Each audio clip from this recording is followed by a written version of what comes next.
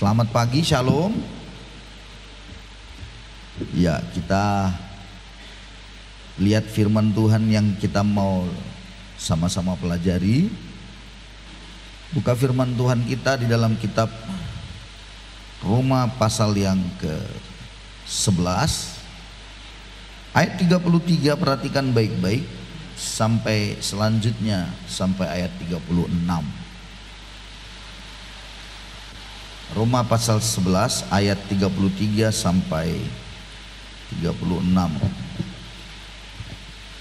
Mari kita baca bersama-sama. 2, 3 ya. Oh, alangkah dalamnya kekayaan, hikmat dan pengetahuan Allah. Sungguh tak terselidiki keputusan-keputusannya, dan sungguh tak terselami jalan-jalannya. Sebab siapakah yang mengetahui pikiran Tuhan? Atau siapakah yang pernah menjadi penasihatnya? Atau siapakah yang pernah memberikan sesuatu kepadanya sehingga ia harus menggantikannya? Sebab segala sesuatu adalah dari Dia dan oleh Dia dan kepada Dia. Bagi Dialah kemuliaan sampai selama-lamanya. Saudara-saudara, kita menjalani hidup, kita mengerjakan banyak hal.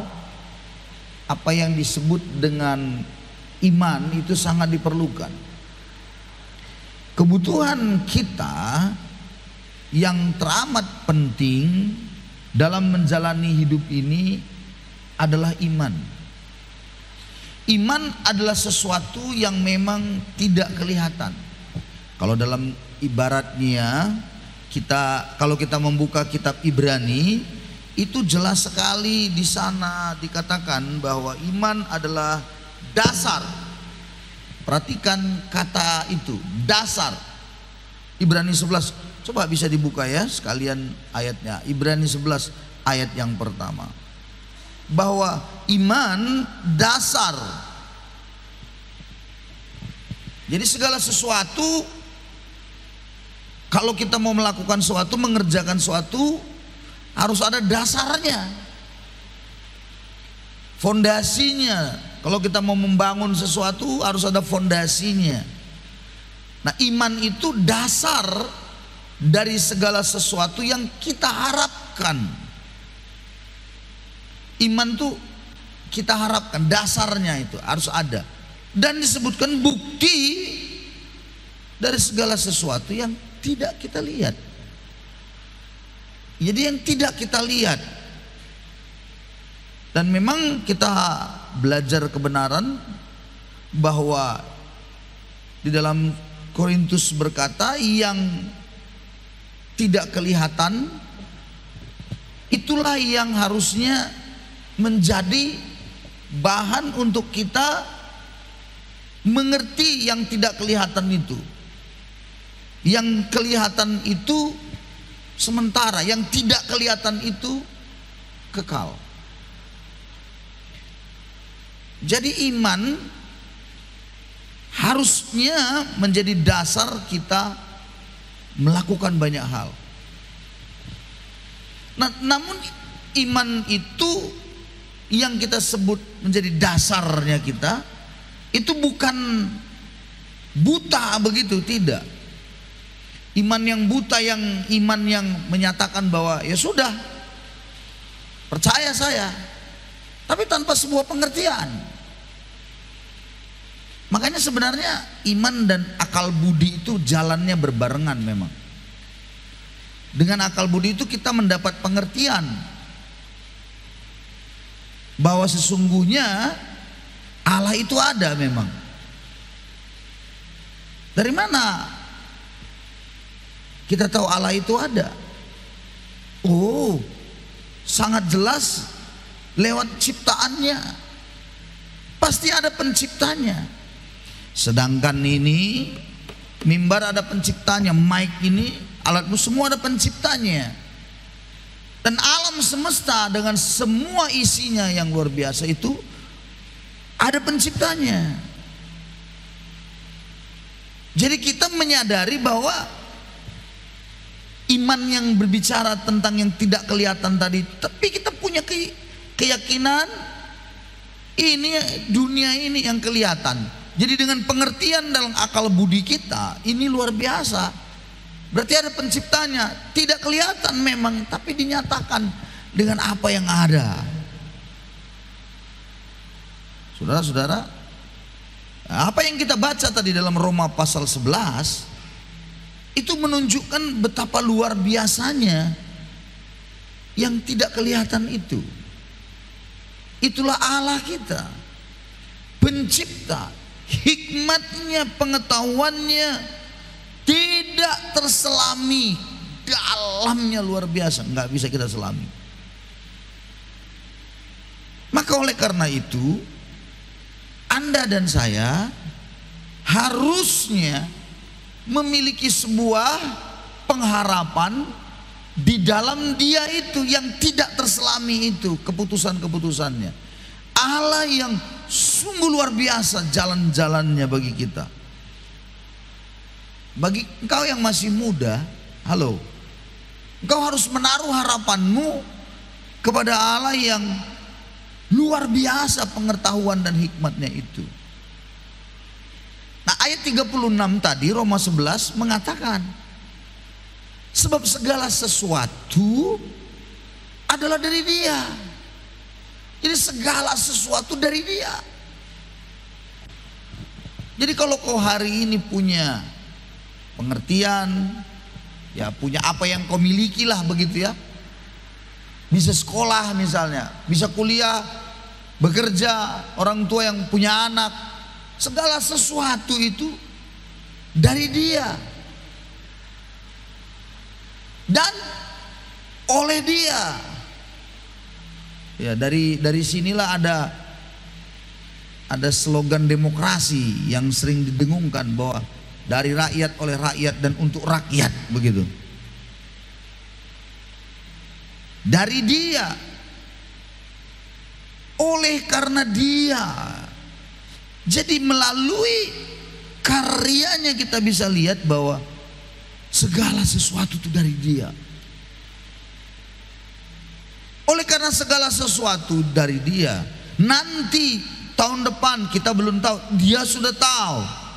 Itulah yang disebut dengan hikmat pengetahuan pengertiannya, pikiran-pikirannya. Kita nggak bisa tahu, tapi Dia tahu. Di depan sana yang terjadi bagaimana, Dia tahu.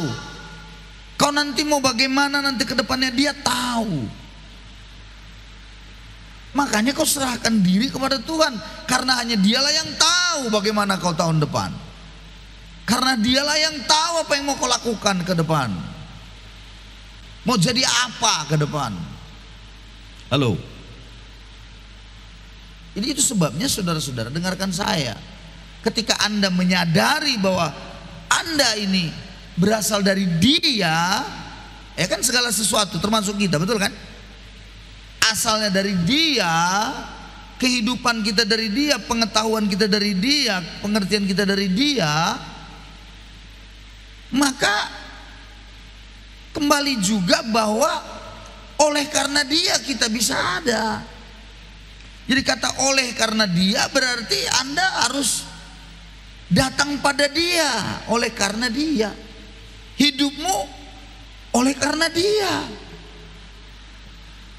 Nah, disitulah imannya harus jalan. Nah, zaman dahulu anak-anak Tuhan, mereka yang pengikut-pengikut Yesus yang setia,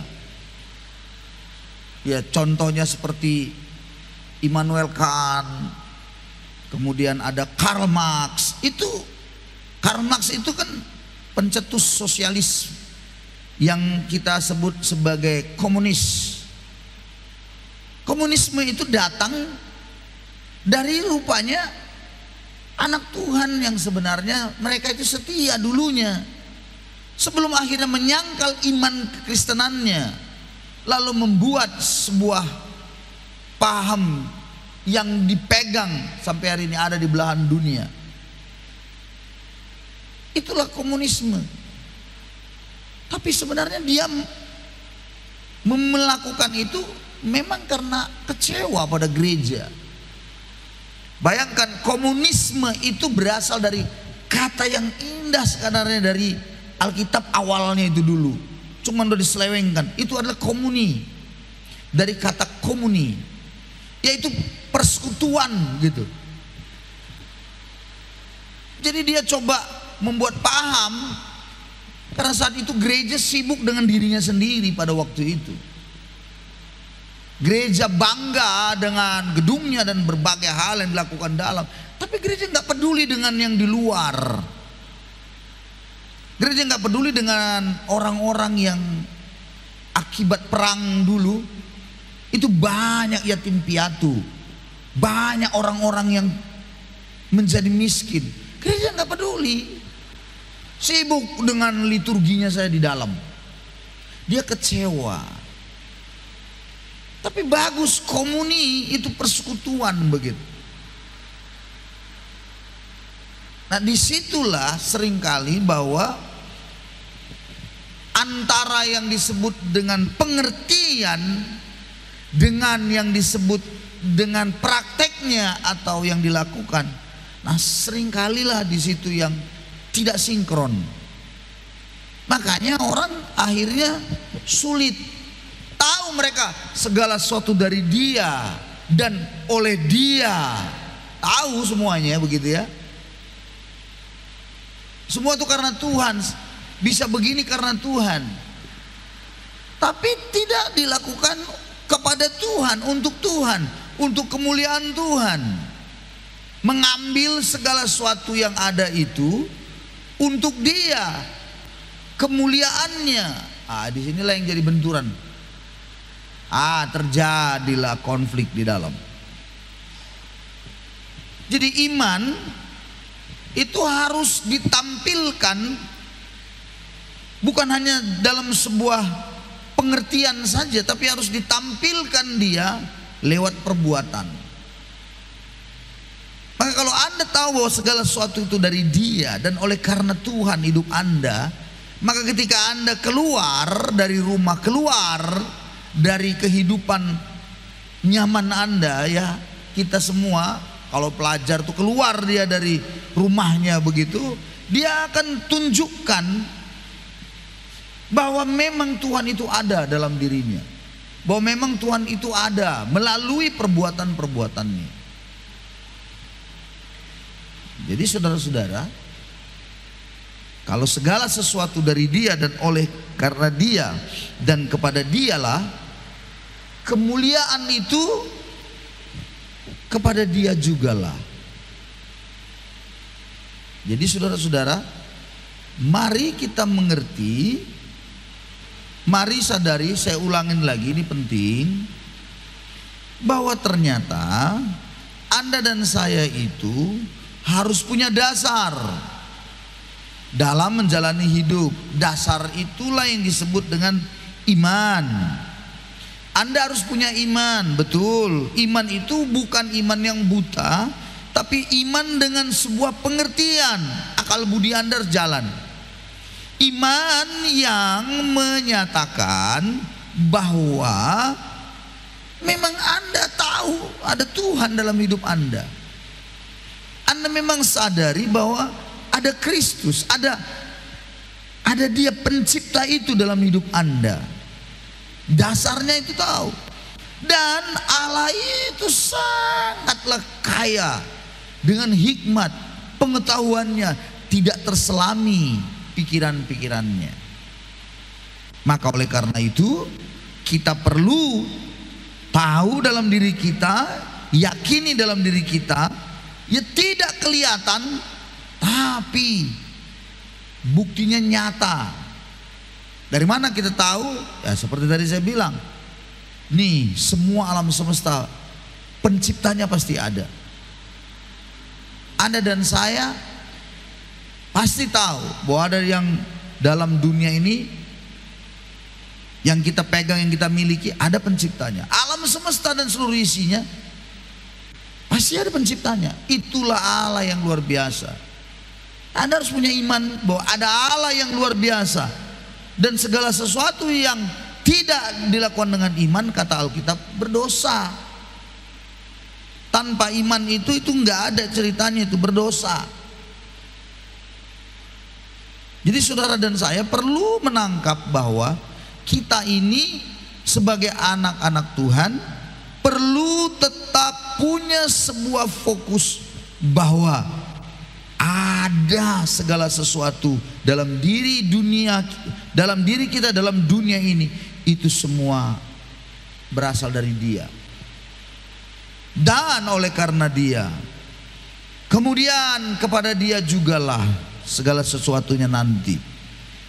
Dan pada akhirnya Anda harus mengimplementasikan hidup Anda yang beriman itu kepada orang luar, kepada dunia luar, kepada yang belum mengerti, yang belum tahu tentang itu. Sehingga melalui perbuatan Anda, orang akan sadar bahwa benar, sungguh benar Allah itu ada. Jadi kesaksian hidup Anda itu sangat menolong, sangat menjadi perhatian oleh orang-orang yang belum mengenal Tuhan. Makanya tadi saya katakan, kemuliaan harus bagi Tuhan, bukan bagi kita. Karena itu semuanya adalah berasal dari Dia. Dan oleh karena Dia, untuk Dia jugalah. Pada akhirnya iman memang harus diimplementasikan melalui perbuatan. Karena iman tanpa perbuatan pada hakikatnya mati. Mari kita lihat Yakobus pasal 2. Yakobus pasal 2. Perhatikan Yakobus pasal 2 ayat yang ke-21 atau 18 dulu ya, dari ayat 18 dengan cepat. Dari ayat 18 saya baca ya. Yakobus 2 ayat 18. Tapi mungkin ada orang berkata, ya, perhatikan, padamu ada iman, padaku ada perbuatan. Aku akan menjawab dia, tunjukkanlah kepadaku imanmu itu tanpa perbuatan, dan aku akan menunjukkan kepadamu imanku dari perbuatan-perbuatanku. Jadi dari perbuatan kita itu tunjukkan iman. Ayat 17-nya di atas, demikian juga halnya dengan iman. Jika iman itu tidak disertai perbuatan, maka iman itu pada hakikatnya adalah mati. Jadi memang ditunjukkan melalui perbuatan. 19 ayat 19 lanjut. Engkau percaya bahwa hanya ada satu Allah saja, itu baik. Tapi setan-setan pun percaya akan hal itu dan mereka gemetar. Hai manusia yang bebal, maukah engkau mengakui sekarang bahwa iman tanpa perbuatan adalah iman yang kosong? Jadi kalau cuma percaya saja tanpa perbuatan, ya setan pun percaya dan dia memang gemetar. Setan itu percaya bahwa ada Allah, percaya dia. Tapi lewat perbuatannya bagaimana? Perbuatannya sedang menunjukkan tidak dia percayai Allah itu. Di dalam dirinya dia yakin, tapi lewat perbuatannya enggak, dia enggak yakin itu. Dia enggak lakukan, dia enggak tunjukkan. Setan itu seperti itu. Kan tadi kan dibilang segala sesuatu dari dia, oleh dia, untuk Allah. Bagi Allah lah kemuliaan. Tapi setan itu enggak. Untuk siapa? Untuk dirinya kan, bukan untuk Allah kan. Kepada dirinya kan. Dan kemuliaan bukan bagi Allah, kepada dirinya kemuliaan bagi setan. Itulah setan itu. Tapi dia percaya bahwa Allah itu ada. Itu sebabnya dikatakan bahwa hai kau manusia bebal. Nah ini Yakobus sedang ya mengingatkan umat Tuhan bahwa iman tanpa perbuatan iman yang kosong. Jadi kalau punya iman, buktikan dari perbuatanmu. Ayat 21. Bukankah Abraham bapak kita dibenarkan karena perbuatan-perbuatannya ketika ia mempersembahkan Ishak anaknya di atas mezbah? Wow. Jadi perbuatan Iman, Abraham punya iman, percaya bahwa Allah itu sanggup, dan kemudian dia percaya janji Tuhan, dia yakini ada anaknya nanti akan lahir dari keturunannya. Karena Tuhan bilang, lihat bintang di langit, hitung, nggak bisa terhitung, banyak pasir di laut, nggak bisa dihitung, banyak sekali. Karena Allah bilang seperti itulah nanti keturunanmu. Padahal dia belum punya anak sama sekali.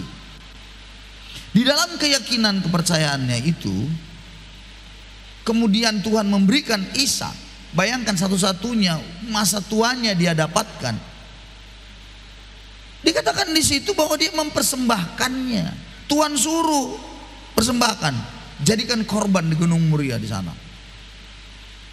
Yang menariknya adalah Abraham taat. Dia lakukan. Mengapa? Dia percaya bahwa Tuhan sanggup membangkitkan anaknya juga. Imannya itu tidak luntur. Tidak dia menjadi orang yang tanggung-tanggung gitu mempercayai Tuhan. Ayat 22. Kamu lihat bahwa iman bekerja sama dengan perbuatan-perbuatan, dan oleh perbuatan-perbuatan itu iman menjadi sempurna. Jadi dia melakukannya, dan dia bawa Ishak itu, dan dia mau bunuh, dia sudah ambil pisaunya begitu ya. Itu perbuatannya. Mengapa dia mau dia lakukan itu? Jawabannya ya karena dia punya kepercayaan Tuhan sanggup membangkitkan lagi anaknya. Dia punya iman bahwa biar bagaimanapun anakku ini, karena ini segala sesuatu dari dia, oleh dia, pastilah oleh Tuhan disanggup lagi gitu. Dia punya iman yang luar biasa itu dalam hidupnya, saudara-saudaraku. Menarik sekali. Akhirnya Tuhan memang melarang lewat malaikat, jangan Abraham. Jadi saat itulah Tuhan datang dan menahan perbuatan yang memang mau dilakukannya. Dia lakukan itu karena iman tadi, percaya tadi. Oleh karena itu imannya itu bekerja sama dengan perbuatannya, sehingga imannya itu sempurna. Imannya jadi sempurna. Dan ayat 23, dengan jalan demikian genaplah nas yang mengatakan, lalu percayalah Abraham kepada Allah, maka Allah memperhitungkan hal itu kepadanya sebagai kebenaran. Karena itu Abraham disebut sahabat Allah. Jadi Abraham disebut sahabatnya Allah itu bukan pada saat dia iman percaya akan itu, bahwa dia dapat keturunan. Nah, kita kan orang Kristen banyak cuma sampai batas itu, percaya akan adanya Tuhan memberkati, nah, ya kan? Oh iya, amin. Percaya kalau nanti saya ini jadi dokter, beriman, amin. Nah, gitu kan? Cuman itu, maka yes, iman, saya beriman. Aduh, terlalu dangkal. Itu yang kadang-kadang disebut iman yang buta. Tapi pada saat itu iman itu teruji ketika misalnya kita seolah-olah sulit, kayaknya nggak mungkin, nggak yakin, nggak bisa gitu ya. Tapi ada sebuah keyakinan dalam diri kita, pasti Tuhan akan tolong saya. Padahal berat sekali. Dan di saat seperti itu juga Tuhan uji. Waktu kita mengerjakan sesuatu, waktu kita melakukan sesuatu, sepertinya itu tidak ada artinya apa-apa, tapi Anda punya keyakinan. Itu luar biasa, saudara-saudara. Imannya.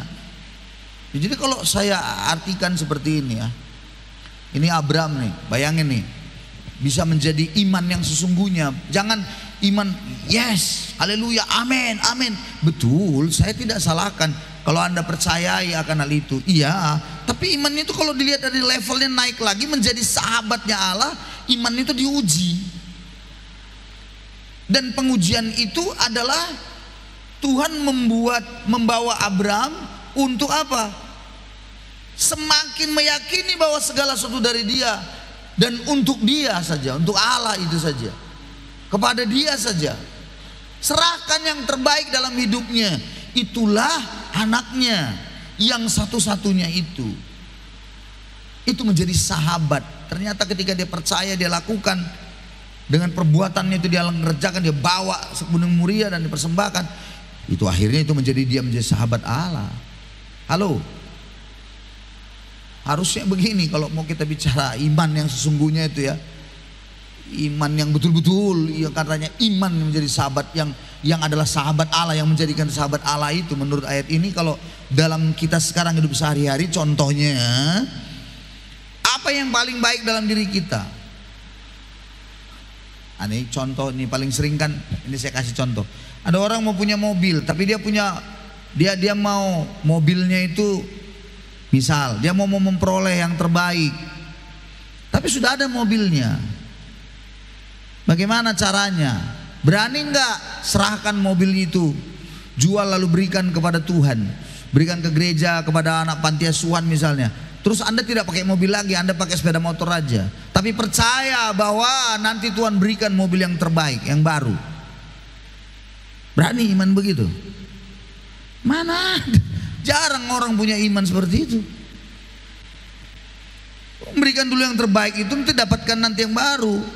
Itu sulit. Banyak orang gak seperti itu. Dia sudah dapat sesuatu dalam hidupnya, entahkah itu berkat apa saja. Nah tiba-tiba Tuhan bilang, berikan itu semua ke Tuhan, itu yang terbaik. Yakinlah aku akan memberkatimu, yakinlah aku akan memelihara engkau. Apakah kita percaya itu pada Tuhan? Biasanya sulit. Yang sudah nyaman, yang sudah senang, itu susah. Jadi sebenarnya iman yang benar itu adalah ketika kita melakukannya sebuah perbuatan yang berlawanan dari apa yang kita inginkan. Biasanya seperti itu dia. Imannya itu gitu. Kita mau mendapatkan, gimana caranya? Memberikan. Itu iman, perbuatan itu seperti itu. Tapi kan orang banyak kan nggak mau mendapatkan tapi tidak mau memberikan. Susah lah. Lalu cuman beriman bagaimana? Beriman, oh percaya Tuhan cukupkan, percaya dalam nama Yesus, yakin, haleluya, haleluya. Sampai ada pula lagi karena dia mau punya mobil, akhirnya mobil tetangganya didoa-doakannya, tumpang tangannya, dalam nama Yesus pindah mobil ini, pindah. Ngapain kau pindahkan mobil tetanggamu ke rumahmu? Kurang kerjaan. Itu tadi iman yang itu membabi buta, nggak ada dasarnya itu. Karena iman yang dibilang itu, yang dikatakannya seringkali iman yang untuk ini kenyamanan dirinya, iman yang bicara untuk kesenangan dirinya, untuk kenyamanannya. Gereja sekarang rata-rata seperti itu. Kenyamanan yang dibilang iman itu untuk dirinya, nyaman dirinya, enak di dirinya gitu. Kalau kita baca kitab Yakobus ini tadi, berarti seperti itu. Bukan untuk kenyamanan dirinya, memang dia untuk Tuhan, dia serahkan, dia berikan. Karena itu yang terbaik, ya diberikanlah itu yang terbaik untuk Tuhan. Tuhan yang suruh. Imannya jalan. Itulah yang disebut iman itu menjadi sempurna. Jadi dengar baik hari ini padamu. Halo. Kau berikanlah, serahkanlah hidupmu pada Tuhan supaya engkau mendapatkan masa depanmu. Kamu ingin mendapatkan masa depan cerah, hai orang muda?